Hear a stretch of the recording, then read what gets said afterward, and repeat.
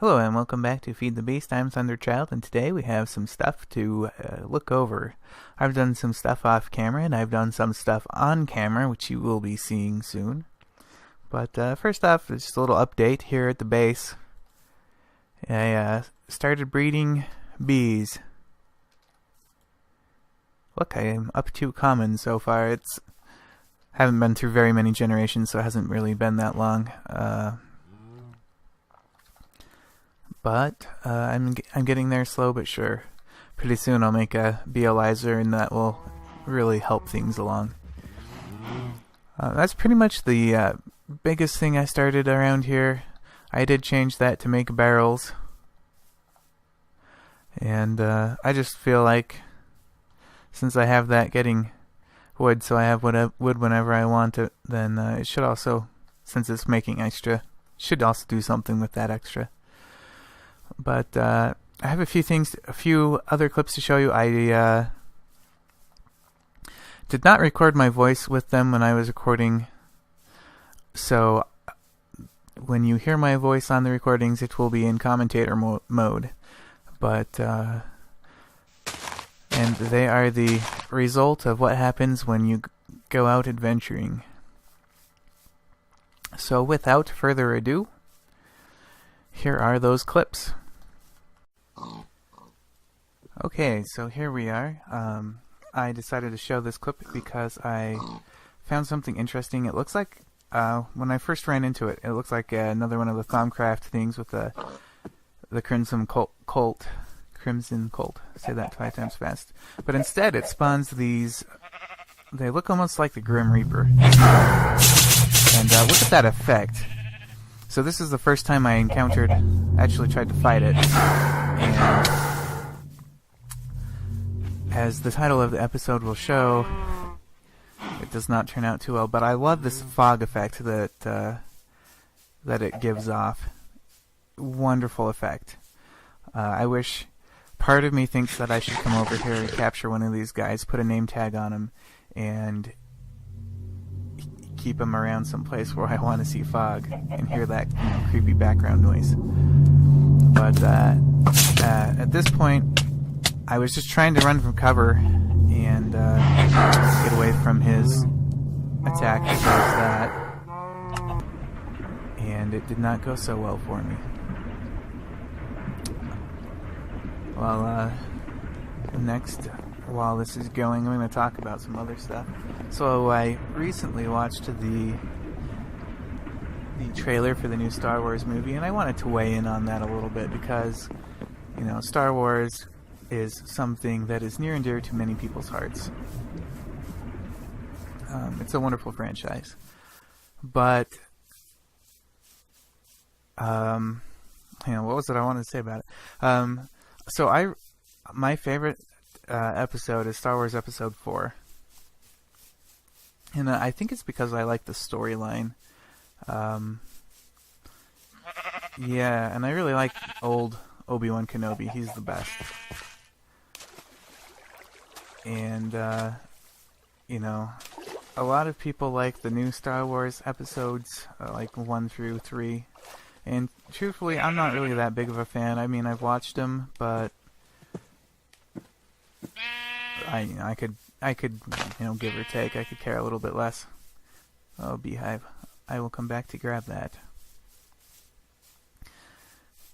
And I think part of the reason why is because there are a lot of changes in the way that the universe works between episodes, 1 through 4, and episodes 4 through 6 and episode 1 through 3. And I watched the trailer for the new Star Wars, and the trailer did its job. It looks very exciting. We'll put it that way. And to me, it kind of looks a lot like, probably because they have similar directors. It looks a lot like the the difference between some of the Star Trek stuff that you used to in the new Star Trek movies. It looks kind of like it's going to be action-packed like the new Star Trek movies. Of course, it would have to be action-packed anyway. But I approached this place somewhat carefully. I do take some fall damage. Bam. And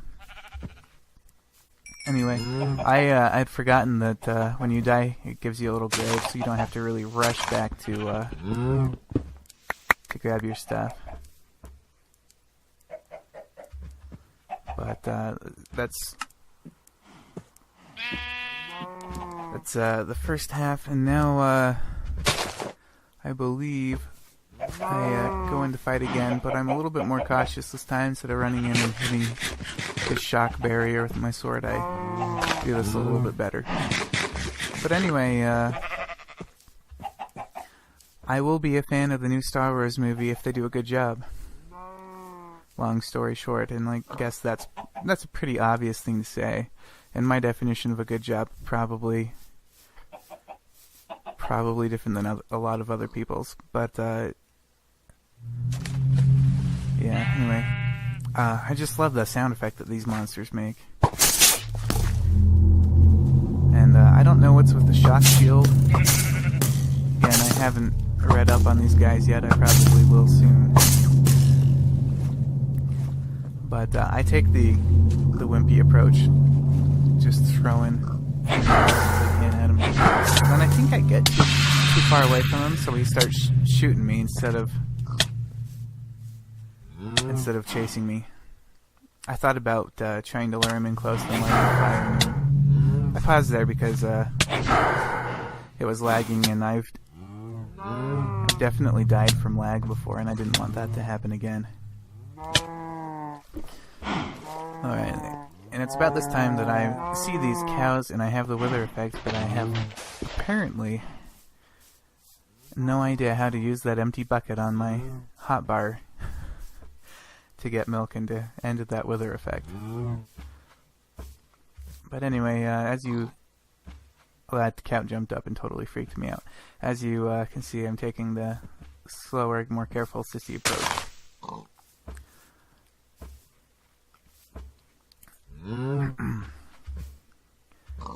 Oh, these cows.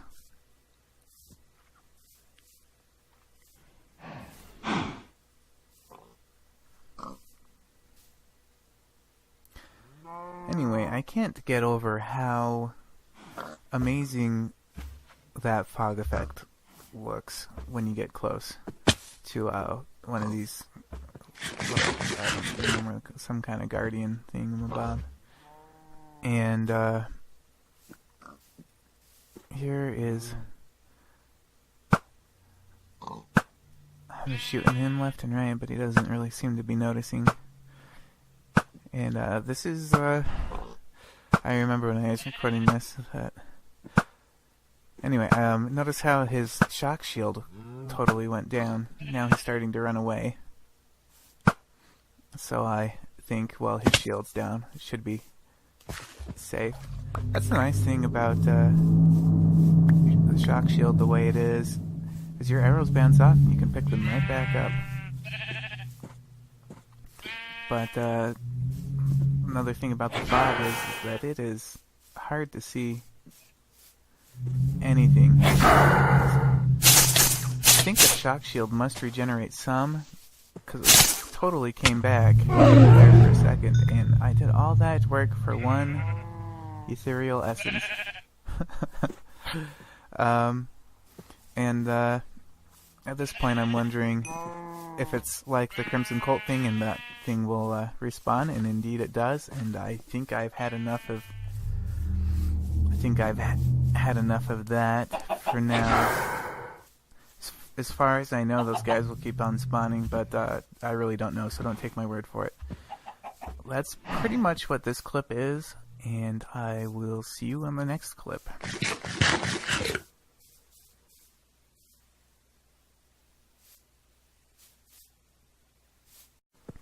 Alright, this is a very short clip, and it is a copy of how I died one time before I recorded this. I was just walking around looking for beehives and like forest hives, because I'm in the forest, and I came across this spot pretty soon. Hello, pig. And I totally just died. and I will talk about it in the next clip because the next clip is also of this area. But as you can see, I have no control. Alright, I'll see you next clip.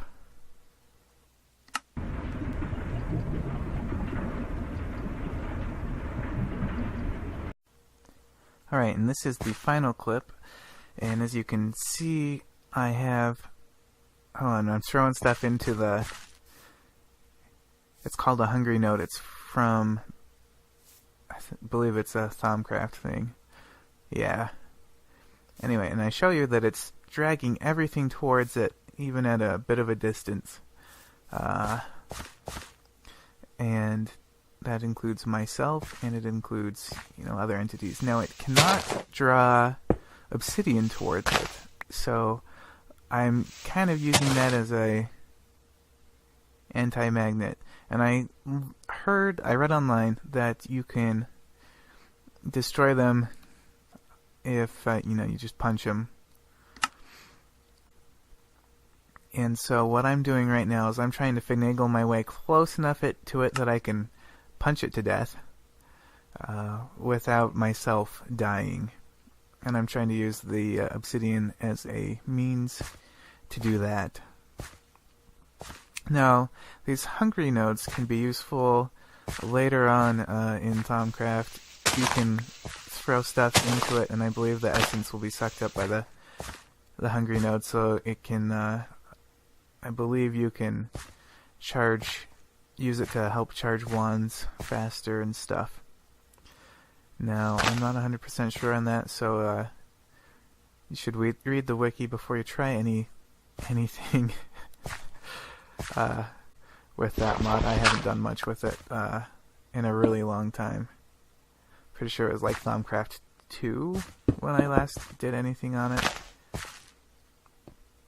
And my favorite thing in that mod was the boots of the Traveler, because you could walk a lot faster.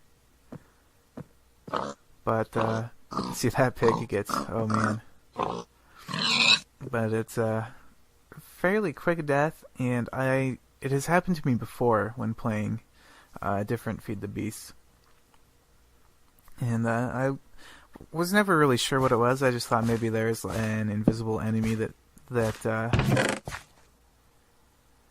threw me up in the air or whatnot. But right here I'm putting obsidian in the chest so it doesn't all get destroyed. Now my original, how I mentioned we had the little gravestones and your stuff would be safe. Well, apparently these hungry nodes will also eat those gravestones. So really, if you die by one of these, you're probably not going to get your stuff back too easily, which is unfortunate. I don't know if there really is a way to escape once it's, once you get within a certain distance of it. And I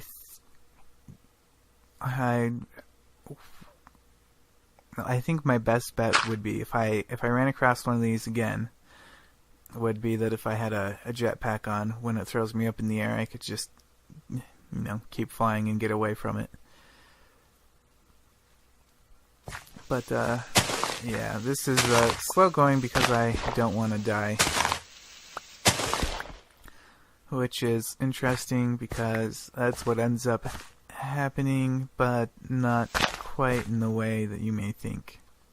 So I'm trying to get closer to it without it, sucking me in. I mentioned that, but I don't go about it the smartest way. But I suppose hindsight is, as they say, 20/20. So I get here, and it starts sucking me up, and I cannot touch the ground at this point. You can kind of move, but not. And commands, I'm in a single player world, so you wouldn't think that commands can work, but that's eventually how I got out of here. The first command I tried was kill, and it said you don't have permission for that, and I tried some other stuff. I tried messing around with NEI to see if I could get into creative mode or something, But the way that I finally got out of this, I don't know if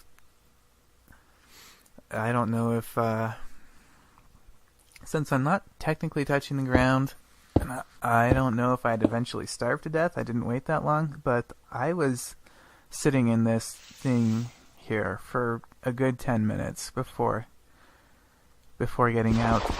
What I did eventually, after giving up on mobs to find and kill me, and giving up on figuring out a way to make like a half slab that I could put there so I could maybe get a little bit farther away. What I did eventually to get out of this was to... Oh, and I'm running out of time. I'll explain that in a second.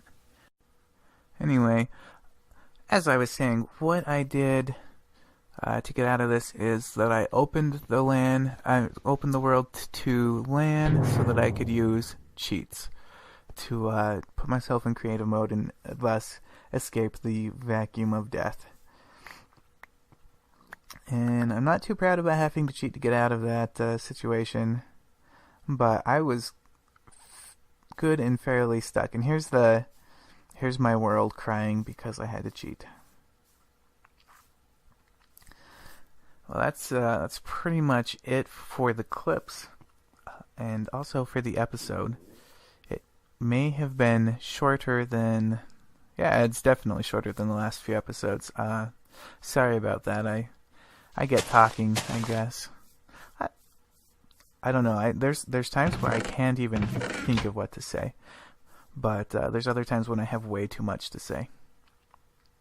Anyway, that's it for the episode. Thanks for watching. I'll try to keep them a little bit shorter, but as you see, this is where I was stuck for forever. And thanks for watching. As always, have a good day.